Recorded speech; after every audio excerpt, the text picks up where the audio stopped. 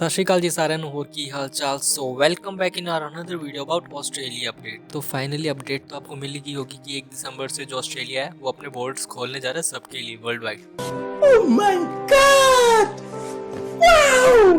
तो अगर आपने वो वीडियो न्यूज़ देख लिया और अगर नहीं देखी तो मैं उसका लिंक डिस्क्रिप्शन में दे दूंगा, आप जाके मेरी वीडियो चेक कर सकते हैं। तो उसी के रिगार्डिंग बात करेंगे आज हम। मैं आपको बताऊंगा कि जब हम यहाँ से जाएंगे कईयों का मेडिकल है वो एक्सपायर हो रहा है जिन्होंने एडमिशन लिया होता ऑनलाइन, तो उस बारे में बात करेंगे और क्या रिक्वायरमेंट्स रहेंगी, जाने से पहले क्या क्या डॉक्यूमेंट्स चाहिए होंगे, आप नेसेसरी डॉक्यूमेंट्स के बारे में इस वीडियो में बात करेंगे। और मैं आखिरी में कुछ फ्लाइट्स के बारे में भी बताऊंगा कि कब फ्लाइट कौन सी चलने वाली है, दिल्ली से कौन कौन सी फ्लाइट जाएंगे और कितनी तारीख को, और वीक में क्या रहेगा फ्लाइट्स का शेड्यूल वगैरह, वो सब बताऊंगा। तो चलिए बढ़ते हैं वीडियो की तरफ। मगर उससे पहले यार एक छोटी सी रिक्वेस्ट है कि अगर इस चैनल पर नए हैं तो यार मेक श्योर चैनल को सब्सक्राइब कर देना, क्योंकि यार काफ़ी मेहनत करता हूँ मैं आपके लिए, आप तक इन्फॉर्मेशन सबसे पहले पहुँचाने के लिए। तो मेक श्योर चैनल को सब्सक्राइब कर देना और अगर वीडियो अच्छे लगे तो लाइक भी कर देना यार। चलिए बढ़ते हैं वीडियो की तरफ। तो जैसा कि आप जानते हैं 22 तारीख को स्कॉट मॉरिसन ने ये अनाउंस किया था कि हम 1 दिसंबर से अपने जो बॉर्डर्स हैं वो इंटरनेशनली ओपन करने जा रहे हैं सभी के लिए। तो उस बारे में उन्होंने अनाउंस कर दिया। तो अब जो ऑस्ट्रेलियन गवर्नमेंट की ओरिजिनल वेबसाइट है department of education skills and employment, उसमें उन्होंने अपनी फैक्ट शीट बताई है जिसमें ये बताया गया कि इंटरनेशनल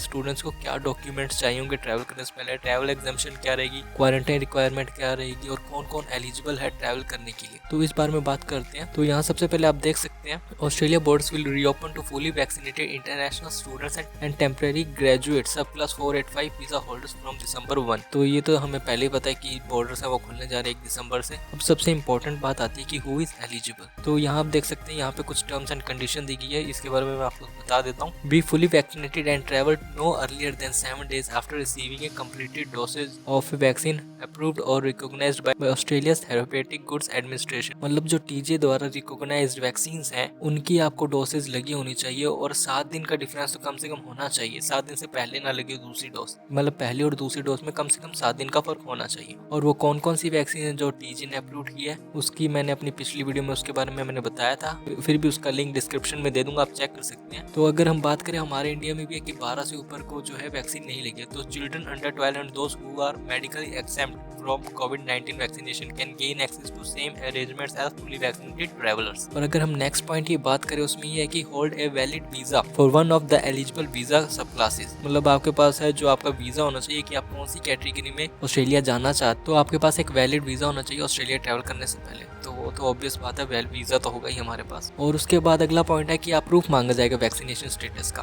कि प्रूफ क्या है आपके पास कि आपने वैक्सीन लगवाई है। और जो इंडिया में है जिन्हें नहीं पता कि वैक्सीन का कैसा है, तो इंडिया में कोविन नाम की एक वेबसाइट है, गवर्नमेंट वेबसाइट है, तो उसमें जाके आप अपना इंटरनेशनल ट्रैवल सर्टिफिकेट डाउनलोड कर सकते हैं। बस उसमें इतना होगा, कईयों ने आधार कार्ड दिया होगा अपना, तो आधार कार्ड की जगह अपना जो पासपोर्ट नंबर है वो डाल देना, तो इंटरनेशनली हो जाएगा कि आप इंटरनेशनली उसमें पासपोर्ट नंबर आ जाएगा, तो उससे आप यूज कर सकते हैं, वहां से आप डाउनलोड कर लेना। और अगली बात है कि आपको 72 घंटे पहले, मतलब यहाँ से चलने से पहले 3 दिन पहले आपको अपना एक पीसीआर टेस्ट करवाना होगा, जिसमें आप नेगेटिव आने चाहिए, आपका जो टेस्ट है वो नेगेटिव आना चाहिए, पॉजिटिव ना आए, वरना आपको ट्रैवल नहीं करने दिया जाएगा। और ट्रैवल एग्जाम्पशन की हमने देख ही लिया कि एक तरह से सब हट रहे हैं, कोई ट्रैवल एग्जाम्पशन नहीं रहेंगी। और क्वारंटाइन रिक्वायरमेंट की बात करें तो ये तो कह दिया है कि क्वारंटाइन नहीं किया जाएगा। हो सकता है जो फुली वैक्सीनेटेड ना हो, पार्शियली वैक्सीनेटेड हो, उन्हें शायद क्वारंटाइन किया जाए। तो ये तो स्टेट और टेरिटरी के हिसाब से देखा जाएगा कि आप किस टेरिटरी किस स्टेट में जा रहे हैं, तो ये उन पे डिपेंड करता है। और उनकी जो कॉस्ट आएगी, उन्होंने सीधा कहा है उनकी जो भी कॉस्ट होगी वो खुद आपको पे करनी पड़ेगी, कि जो भी क्वारंटाइन कॉस्ट होगी वो आपको पे करनी पड़ेगी। तो जैसा कि मैं कह रहा था कि आपको कॉस्ट पे करनी पड़ सकती है, तो यहाँ आप देख सकते हैं traveller returning to Australia may only enter and travel between New South Wales, Victoria and the ACT without quarantine. Travels may be responsible for cost of quarantine if दे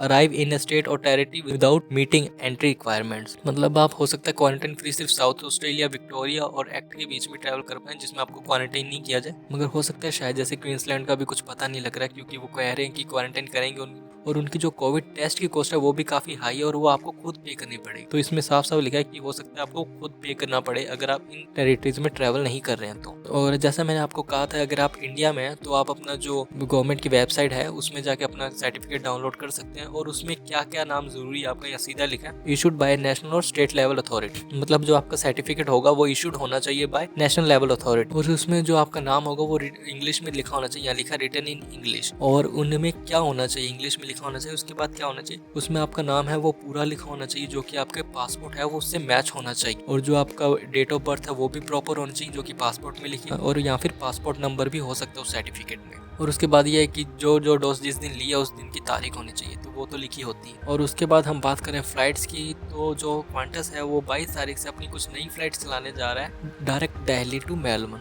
पहले क्या था, जो फ्लाइट्स थी वो चलती थी एडिलेड के थ्रू होकर, एडिलेड होता था बीच में, वहाँ पे स्टॉप होता था, उसके थ्रू जाती थी। तो यहाँ जैसा कि आप देख सकते हैं लिखा होगा, तो यहाँ आप देख सकते हैं flights from Melbourne to Delhi will initially operate via Adelaide while flights Delhi to Melbourne will operate non stop. मतलब अब नॉन स्टॉप जाएगी दिल्ली टू डायरेक्ट मेलबर्न। और ये जो फ्लाइट्स हैं वो हफ्ते में कम से कम 4 दिन चलेंगी। तो ये सब था आज की वीडियो में। और अगर वीडियो अच्छी लगी तो मेक श्योर चैनल को सब्सक्राइब जरूर कर देना, क्योंकि काफ़ी मेहनत लगती है वीडियो बनाने में। तो मिलते हैं अगली वीडियो में, तब तक के लिए टाटा।